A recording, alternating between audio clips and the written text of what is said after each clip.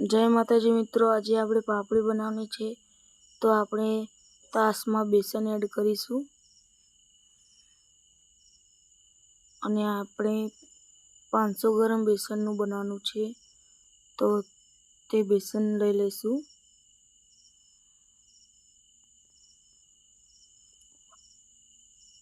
હવે તેમાં આપણે હળદર એડ કરીશું,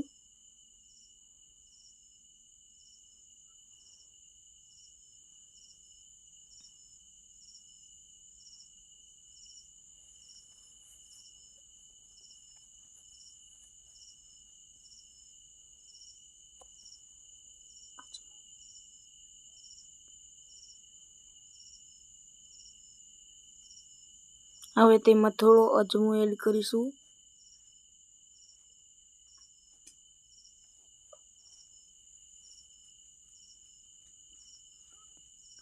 હવે તેમાં મીઠું એડ કરીશું,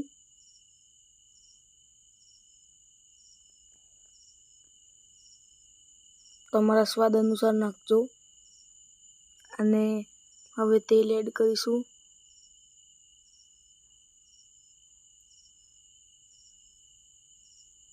હવે આ બધું મિક્સ કરી દઈશું। તો મસ્ત મિક્સ કરી દઈશું। પછી આપણે જે તેલ વેડ્યું હતું તેથી આપણી પાપડી નરમ બને તો લોટને મિક્સ કરી દઈશું।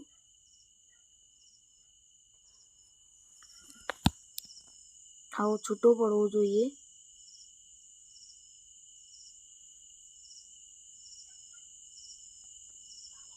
હવે પાણી એડ કરીશું, થોડું પાણી એડ કરીશું જેથી લોટ સારો બંધાય।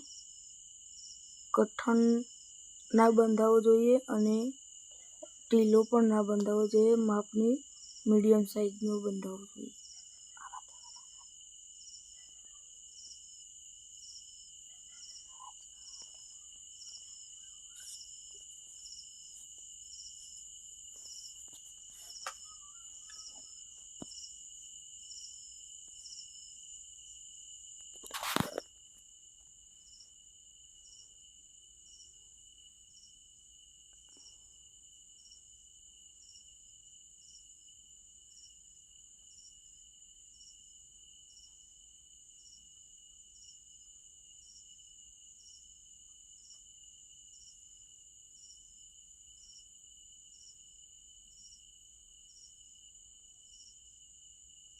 આ તો હલતું નહીં। હવે આપણે બે ઘડી મજાક કરી લીધી લોટ બાંધતા। તમે જોઈ શકો આવું દેખાશે લોટ બનશો અને હવે થોડું તેલ એડ કરીશું જેથી આપણે નરમ બનશે અને આપણા હાથમાં ચોટે નહીં તે માટે, અને હંચે જે ચોટે નહીં તે માટે પણ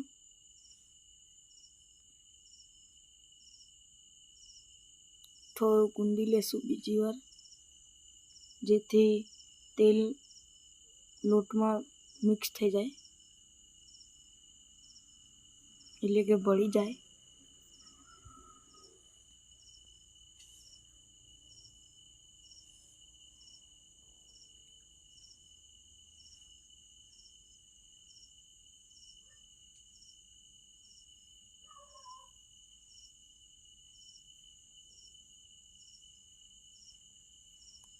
હવે આપણે ચૂલો સળગાવીશું અને તેમાં આપણે ધોયેલી કઢાઈ મૂકી દઈશું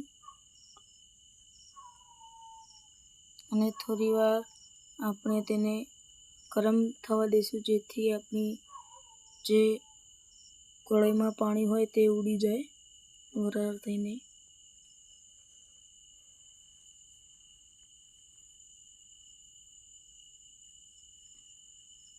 હવે તેમાં આપણે તેલ એડ કરીશું જે આપણે પાપડી તળવા માટે।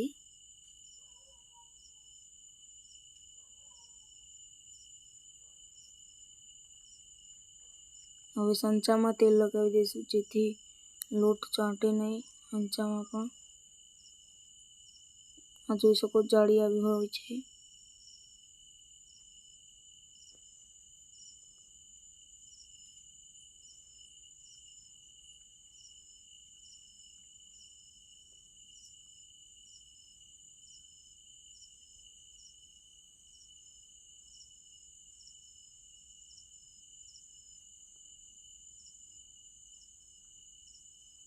આપણે થોડો સંચામાં લોટ નાખીશું, નહીતર વધારે જશે અથવા થોડો જશે, તે માટે થોડો એડ કરીશું.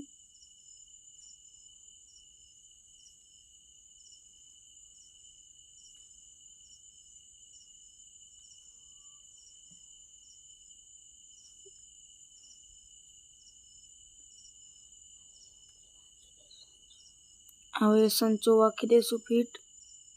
હવે આપણે તેલ ચેક કરવા માટે અંદર થોડો લોટ એડ કરીશું અને તે ઉપર તળીને આવે તો સમજી લેવાનું કે તેલ ગરમ થઈ ગયું છે. જોઈ શકો કેવું ઉપર તરવા માંડ્યું છે.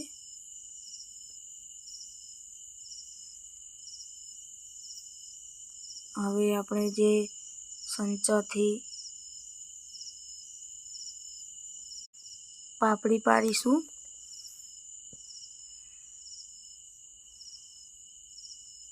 આવી રીતે મોટી ના કરી દેતા, નાની હોય ત્યારે તેલમાં આવી રીતે નાખી દે, જેથી તમારે પાપડીનો આકાર સારો અને નાનો આવે. હવે આને મસ્ત તેલમાં ફ્રાય કરી દઈશું અને ક્રિસ્પી બને તેવી કરી દઈશું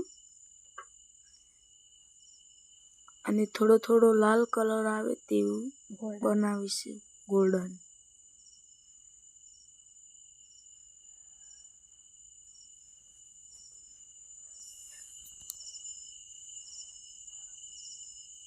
અમે ચૂલા ઉપર બનાવીએ છીએ અને ગેસ ઉપર હોય તો તેલને થોડું વધારે ગરમ થવા દેજો.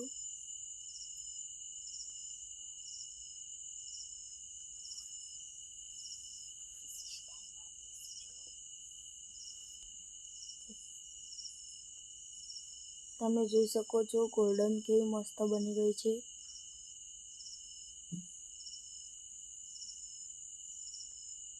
તો હવે તેને કાઢી દઈશું બહાર. તમે જોઈ શકો કેવી દુકાનના જેવી દેખાય છે.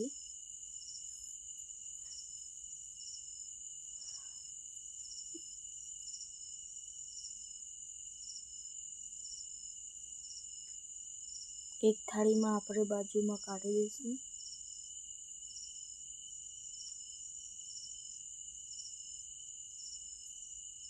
હવે બીજી વાર પણ તે જ રીતે બનાવી દઈશું. પણ હવે તમને લાગતું હોય કે તમે તો મોટી બનાવી ફાફડા જેવી, તો આપણે નાની બનાવીશું.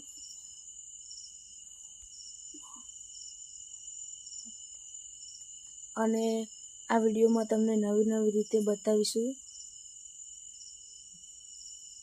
કે અલગ આકારની કેવી રીતે બને.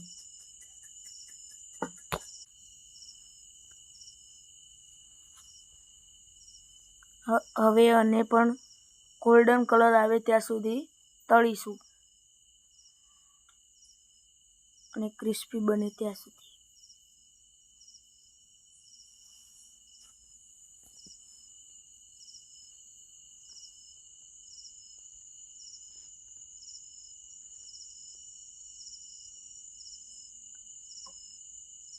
અને તમારે પણ જોઈને બનાવવું હોય તો આ વિડીયોની સહાયથી તમે બનાવી શકો છો ઘરે. ચેનલને પણ સબસ્ક્રાઈબ કરી રાખજો, જેથી આવા વિડીયો તમને જોવા મળે, અને નોટિફિકેશન ઓલ રાખજો. આ રીતે આપણે રોટલી વણીને પછી તેના કટકા કરીને આપણે તેલમાં ફ્રાય કરી દઈશું. તો આ છે આપણી બીજી રીત પાપડી બનાવવાની.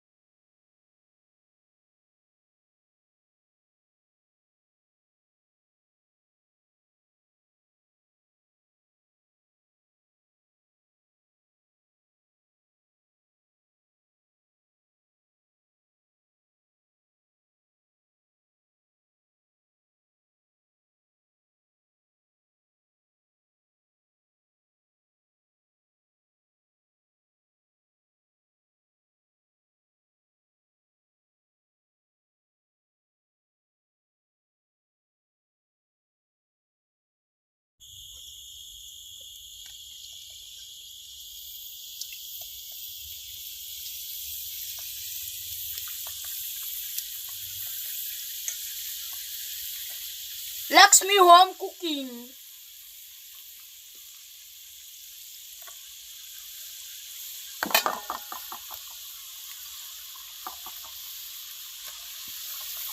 ભજ્યો નહીં કરતો પણ પાપડી તળીએ છીએ મિત્રો, ભજ્યો ના મળતા.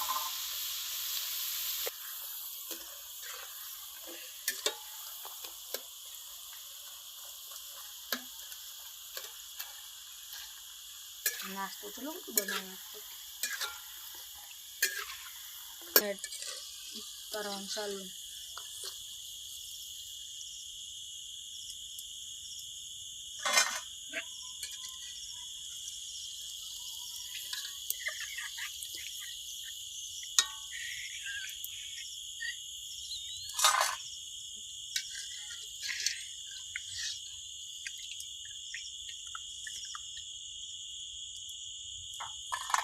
પડકા તો યાદ ચાલો.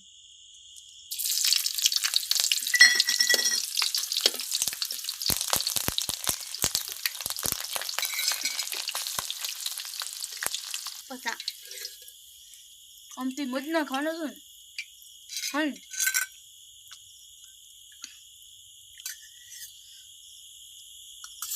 મરચા પણ રેડી થઈ ગયા છે મિત્રો.